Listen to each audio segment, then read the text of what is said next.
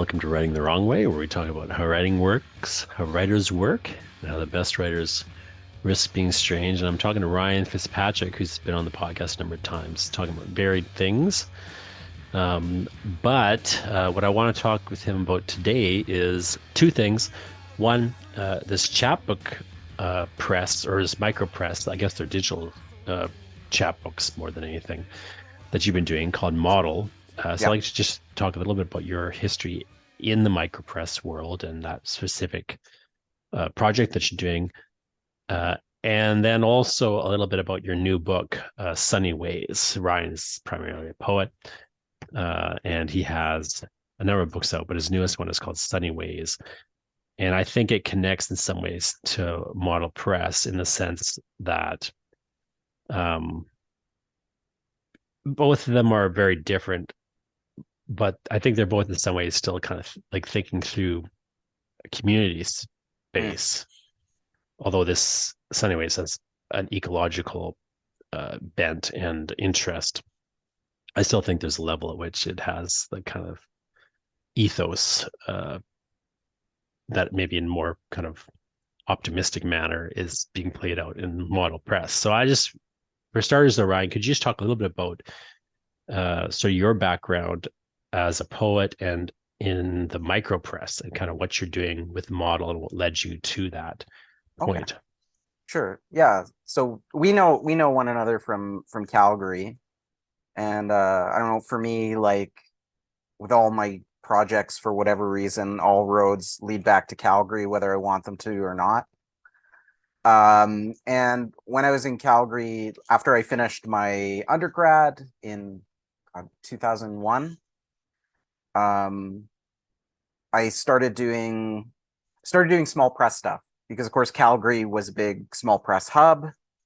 Like at a certain point early in the 2000s, it seemed like everybody was running a small press, whether the small press was to publish just themselves, or they were publishing their friends, or whether they were publishing people from out of town. So I started a small press, kind of in that milieu, and then I started it. When I started it, it was to like primarily self-publish. So I put out a few chapbooks, and within that, I um, I started eventually publishing other people, and then slowly it became about primarily publishing other people. And that press, I think the first couple publications, I was calling it Mod One Press, which was this kind of like um, totally illegible to anybody who didn't know me, and actually illegible to most people who knew me. I was calling it Mod One Press, which is a nod to like a band I was in. It was a band with some high school friends, called the Mod Factor, which I thought was a fun name. Um, and eventually I realized that Mod One didn't make sense. And so I played it off. I went, no, it's model. It's MODL, which half the people still mispronounce as modal. Um, and the joke after a while became like, or it's misspelled because I'm hardly a model press, because I was totally deprofessionalized. I did whatever I could on the cheap. Um, a lot of my early publications were uh, printed off on a used photocopier that my dad had bought. So I was in my parents' basement, like printing stuff off because I could do it for free, essentially. Um, and like eventually it got slightly more professional and then slightly less professional, but like I did that for close to a decade in Calgary, just putting together books. Let me pause you for 1 second because Yeah. as I hear this story, a lot of which I didn't actually know already, um, I just want to note like the similarities with what I was doing Mm. because it's uncanny. So I similarly started a micro press, a chapbook press called the Martian Press. I Same way I was just initially I was going to publish myself. In fact, I was started specifically to publish a chapbook that I had written for Dennis Cooley's class. We Mm. were required to write and publish a chapbook. for the class. We didn't have to do it beyond that, but then I just ran off extra copies. And then very quickly, it became primarily about the next big thing I did was an anthology of other people. And then right after that, I basically just started publishing other people. Like I did a couple of more things myself here and there, but for the most part, it became about publishing other people. I just started this press in Winnipeg, and then I moved to Calgary. I continued it and then uh, the other thing, though, the reason I called it the Martian Press, Ryan, was because I was in a band at the time called Mars Has the Advantage. And it was actually a private joke to me that, like, well, Mars Has the Advantage was the name of the band. So, of course, the Martian the joke was to me, my private joke that nobody understood was that it was the propaganda arm of the Martian invasion was the Martian Press. Right. And then, again, most of what I was printing, I published. Once I moved to Calgary, it mostly became about like things like how many I published and so on were completely determined by the fact that I had this sign in to the university photocopier through the English department. And there was like a certain amount of like photocopies I was allowed to make each term. And then that would kind of determine that was my budget for running the press. I invested in a stapler, like one of those special staplers that is long. Yeah. And then I would just run everything off, kind of illicitly at the university. Using their paper, using their photocopy, using their ink. Yeah. So it just is funny to me how uncanny that is. Down to like the band joke being in the title of the publisher. So I mean, a lot of people did similar things, but just the fact that the band and then we both happened to be to Calgary and then we ended up doing some collaborations together is just hilarious to me. I think like parts of that story are really common. Like even now, even though I think like the small press, micro press, chapbook space is way more professionalized than it was when I started doing stuff in the early 2000s. It wasn't hard to professionalize it at the time, though. Like my press actually, one of the draws at the time, a reason I started to get so many submissions, I think, was because I was doing it in many ways more professionally than other people. Like the only thing I did differently, Ryan, was I bought cardstock for the covers. Yeah. That was it. Well, and now the bar is higher because people like presses will go to print houses and get stuff done. And I don't want to slag those people, but I do think there's room for kind of deprofessionalized micro press where you're stealing printing from work and you're doing it for the love of the game, for lack of a better phrase. You're doing it because you want to circulate that work and you care about it. So then how'd you move into so again, as you mentioned, we met in Calgary. You I believe grew up in Calgary, right? Yeah. But then I moved there for my PhD. I was there for a number of years. At the time that we were there, it was a very active literary scene. Yeah. I don't know how it is now, but when we were there, it was so active that, I believe, if I recall it right, Rob McLennan or somebody put together an anthology about it. Like there was just so much stuff going on. And I remember distinctly, like, it seemed like everybody was putting out a book. There seemed like there was a book launch every week. Yeah. Or 2 book launches every week. And I know that sounds like an exaggeration, but I swear that that's what is the case. Well, it was like a book launch. It seemed like there was a book launch every week. And I think that's an exaggeration, but let's keep up the myth. But at the same time, you would go to one of those book launches and someone would like put a chapbook in your hand.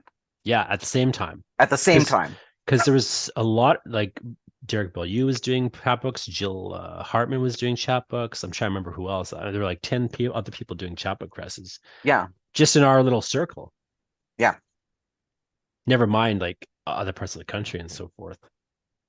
So it's just, I mean, I don't know how hectic it is these days, but at the time it was very there just were a lot of books being published, and a lot of people doing things, especially around the university, but even outside the university. And the spoken word scene was really big, Yeah.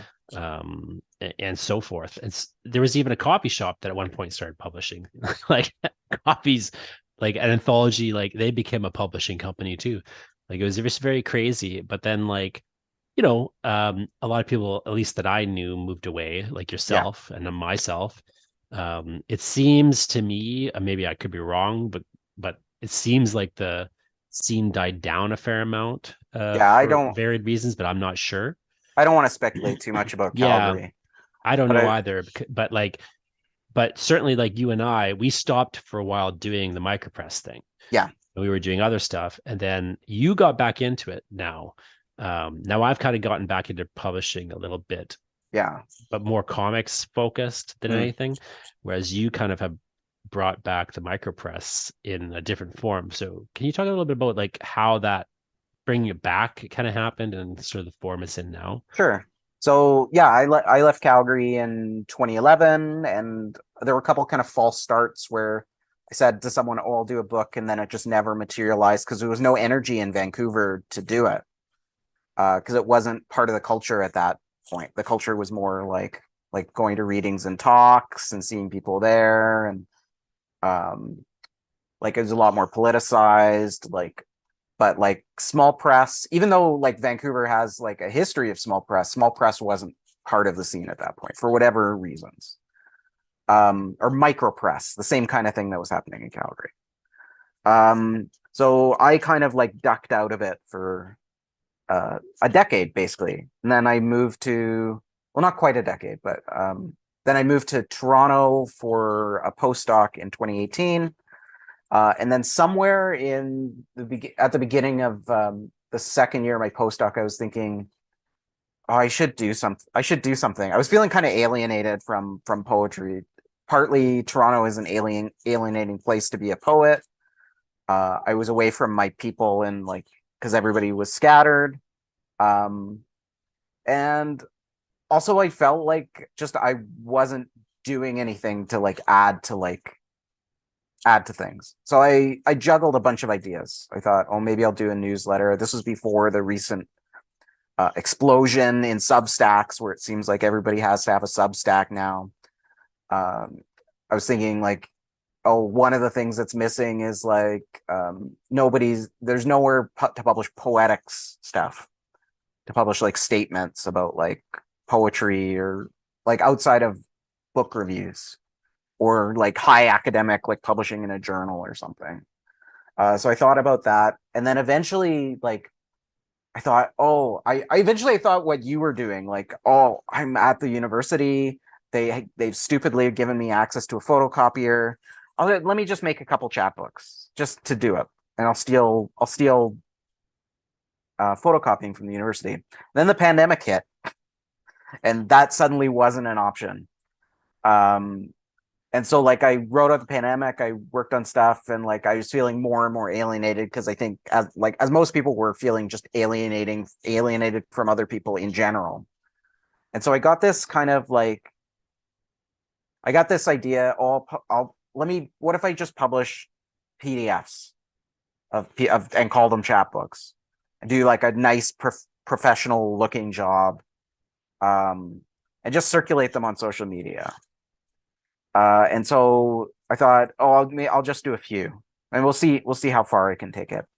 And so basically, for the first few, I asked people either who I had been already talking to, like during the pandemic, who I'd kept up with, or people who like I hadn't heard from in a while that I'd like to hear from. So the first couple people were Julia Pollock O'Neill and Rob McLennan, who were people who went out of their way to stay in touch with me during the pandemic. So I rewarded them in a certain sense. But also I like both of their work. So it was an easy thing to ask. And so I really got into this like idea that I could like get work from them, turn over the production really fast and just put it out there and just like circulate it. And people were hungry for it at that point because people were like at their computers 24/7. They were on social media probably way too much at that point. So there was a lot of it was getting a lot of like attention on a kind of grassroots way.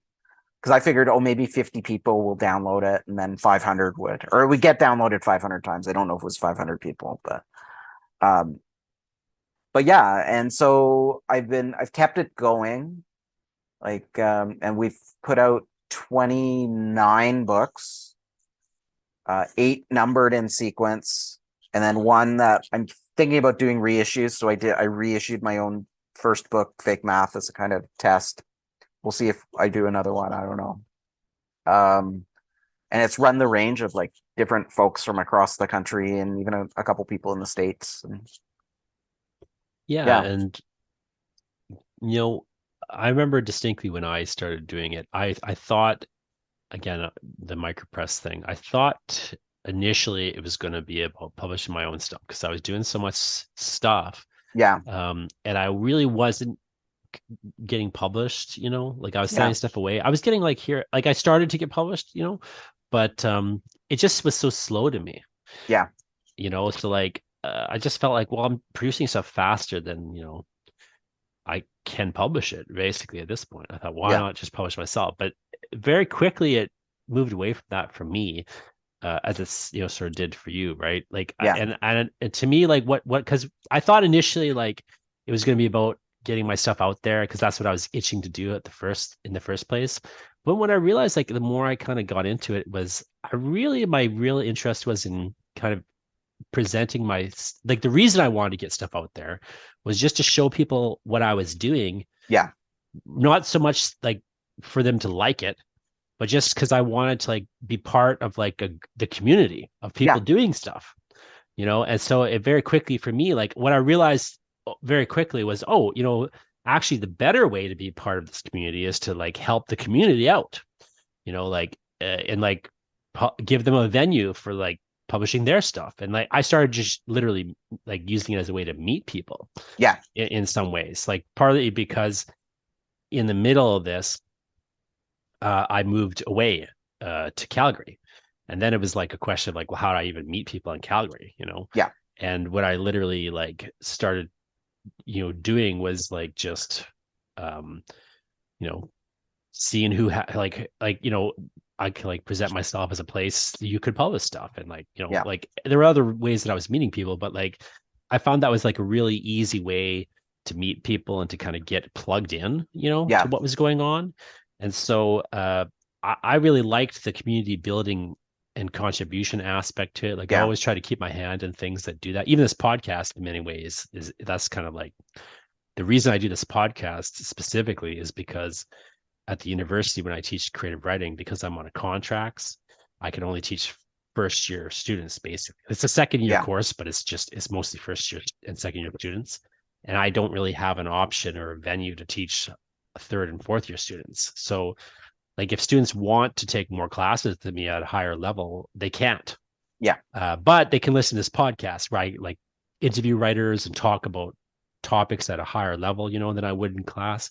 So I feel like it's a bit of a community service thing, and it's kind of taken the place. This in my like newsletter and some of the other stuff I do, like has kind of taken the place of the micropress for me in many ways. mm, But I'm always interested in that community building impulse because not everyone seems to have it, and not that it's a bad thing that people don't have it necessarily. Like, can't all be like like there's a place to like just be in the community and not necessarily publishing other people and stuff. But I'm just kind of interested in that impulse, because a lot of your work, much more so than my stuff, a lot of your work is explicitly uh, concerned with community as a theme or a mm, community building in a practice. Like I think for example, of that project you did where you were writing poems based on what people wanted, like non-poets wanted you to write. yeah, And you've done a lot of kind of things like that. And then even like I say with a book like Stunning Ways,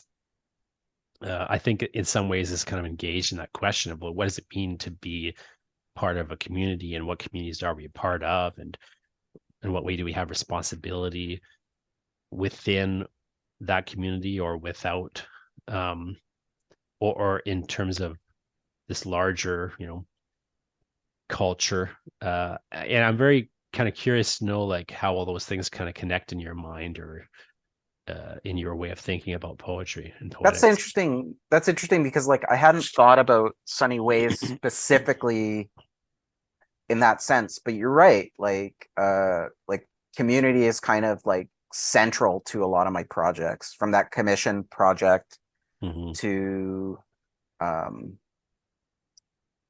I think about like I have this manuscript dealing with it that has like sections where it's like I'm just naming all these people I know and talking about them. So it's got this kind of coterie thinking to it. Or the same thing pops up in Coast Mountain Foot too. So it's interesting to hear you talk about like Sunny Ways in that way. Because to me, Sunny Ways, like in a sense, thematically, if it's about community, like it's really taken up partly with what you're identifying with responsibility, but also with the problem of like what happens when you can't find community. Because the problems with, because the book is about like climate change denialism.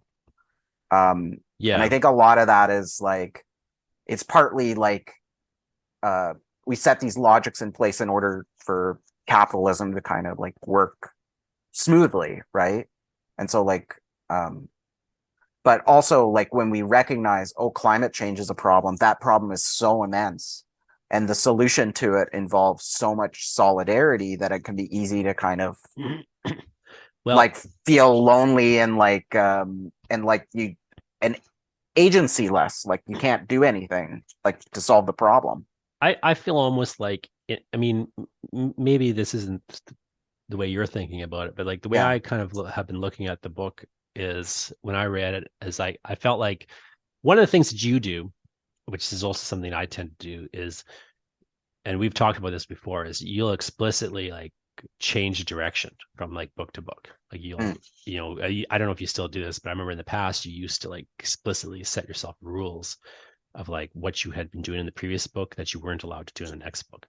And so to me, when I look at, I don't know if you're still doing that, but when I look at Sunny Ways, one of the things that it's to me, how it reads in many respects is, okay, instead of, tackling kind of some of this community themes that I've traditionally been tackling, let's focus instead on the impulse to withdraw from the community mm, and the sort of ways in which that's justifiable, particularly in, a pandemic moment or what have you, or in the face of these massive problems that one can't solve.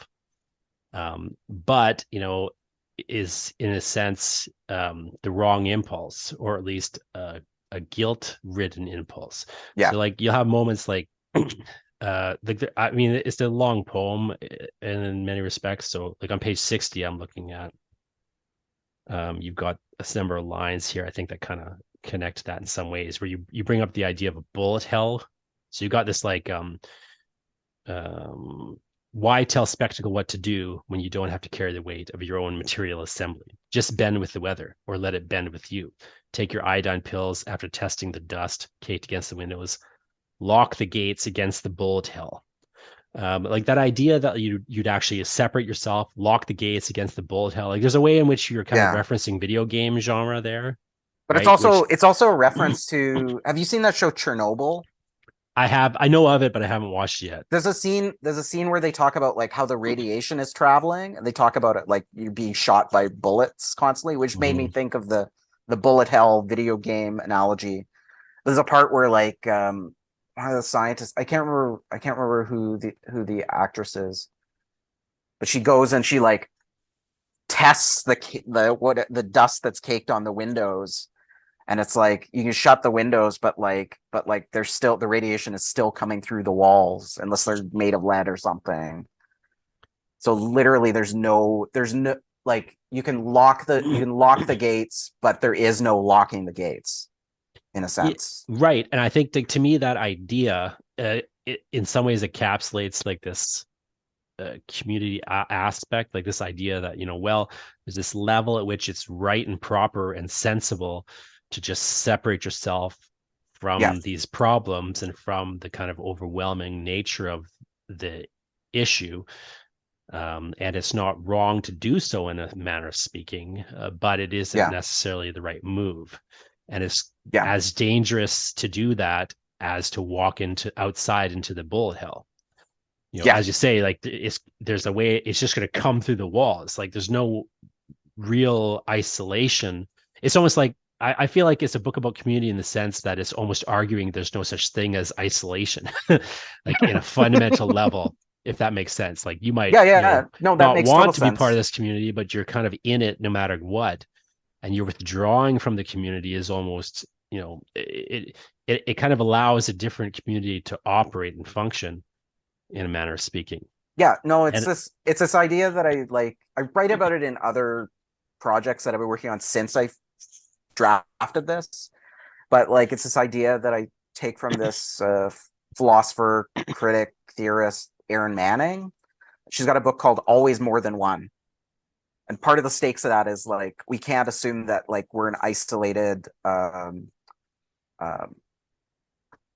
like individual um, unit, right? Like we're always connected to other things. Like even if we're sitting in the room alone, we're connected to like the chair we're sitting on and the air that's circulating in the room and the electricity flowing through the lights and like we're always part of something. well, and I think this is especially true in capitalism, which is, this malleable protean system that just keeps Yeah. incorporating everything into itself. Yeah. Like what I sometimes will note about capitalism is just the way that it operates.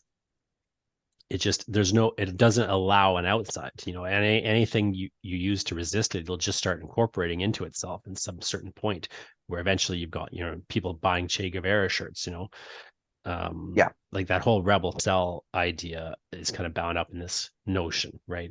That, you can, in some respects, it's a system that demands participation.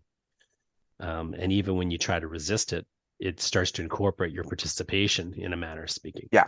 And that can be that in some ways that's a neutral effect. Like it doesn't necessarily require that things go poorly or off the rails. And you can even, see benefits from the way that capitalism operates in that manner. But at the same time, like just the very fact that you don't really have the option, you don't have the option to opt out in a manner of speaking. It just simply Yeah. requires your participation. And if you don't participate in it, it starts to make your non-participation part of itself in a weird way.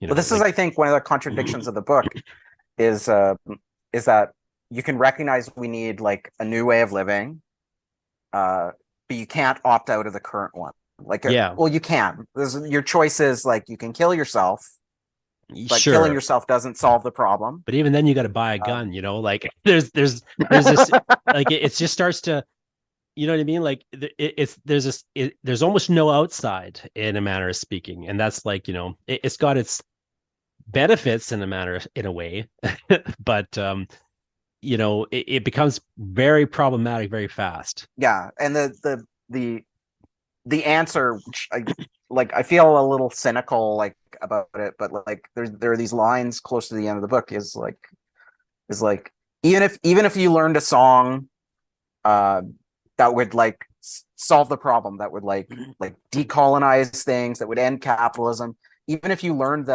that song, you would have to learn how to harmonize with, I Mm-hmm. think, with yourself, but yourself in the world of the book is everyone else. um Well, and and that's the problem. How do you build solidarity? yeah, I think, it's an interesting problem, and it's something that you definitely, I think, I mean, to me, it's a real development of some of the stuff you've been doing before, even though it's, in many ways different. Yeah. Um, I wonder if I could just loop this back, but by way of wrapping up a little bit Yeah. to the press, could you maybe talk a little bit about what you're kind of planning next for Model Press, and also just where people can go if they want to, sign up to get some of these Oh god. chapbooks and things. So this is actually a terrible time to do this interview because I feel like so I'm just ending or just about to end like a batch. Like I do them kind of in batches. Um, a batch that's been running since I think September. Although I've taken breaks in there and I've slowed it down a bit. I just released a book by Zane Koss, who's a great he grew up in the interior of BC, but he's living in Brooklyn now. Um, and he's working on this book that's about like kind of vernacular. It's very, very, for someone who didn't grow up in the prairies, it's very prairie long poemy. and that it's interested in the kind of vernacular storytelling that you get from a lot of those writers, but also interested in kind of like thinking about like why he's so attached to it as a kind of like working class white guy who moved to New York to get a PhD. And that's really interesting. And then I've got a book in a couple weeks by Louis Cabri, Hmm. who Louis and I have been grappling with. He's doing a bootleg print edition, which is Hmm. interesting because I kind of don't. I'm not interested in it in doing print editions because like it's more work than I'm willing to sign up for. Um, but um, but it's interesting because Louis is a guy I know from Calgary, who a lot of like I can credit Louis with a lot of like my poetic development because he's the guy at the reading who would talk to some schmucky kid and go, "Oh, have you read Louis Zukowski or have you read Bruce Andrews?" and like give me these off the cuff book recommendations. But after those, like I think I'm gonna take a break and not publish anything for 3 or 4 months, and then I'll sometime in the summer I'll go. Oh, I should publish. I'll probably go. I should publish something, and I'll ask a bunch of people for work, and they'll say yes or no, and then I'll put out another batch. Um, Have you archived the old ones anywhere? yeah, they're all available on my website, which is ryanfitzpatrick.ca. But if you want to go right to the model press stuff, it's ryanfitzpatrick.ca/model press. MODEL this time. Yeah, spelled correctly, MODEL. And if you want, I also have a mailing list where I Yeah, I send the just have been books getting to. them emailed to me, so I Yeah. never bothered to go to your website for it. But So if you want to get them, you can. If you want to get them, you can either like wait around on Twitter or Instagram and hope that you see the post when I post about it, or you can send me an email. And my email is rcfmod@gmail.com, and say, hey, can I be on the model press mailing list? And I'll send you an email saying, yes, sounds great. And I'll add you. I'm hoping to continue it. I'm enjoying it, but I need a minor break from it. So, sure. but Well, more and in the books in the meantime, future. Yeah. so yeah, so people can email rcfmod at gmail.com to get Yeah. on the list, and they can go to ryanfitzpatrick.ca to read the archives while you've got quite a few out now, so there's Yeah. There's plenty of 20, reading for 29 up there. So, the time that people are gone. Yeah, well, that's thanks so much for talking to you, Ryan, about model press and the micro press and your new books. Anyways, people should check out your. I mean, I really love a lot of your books, but I probably would say my fave two at the moment are Sunny Ways, and I mean it's a toss up for a couple of ones, but Sunny Ways is the new one. People should check it out. And yeah, thanks for chatting with me, and keep writing the wrong way.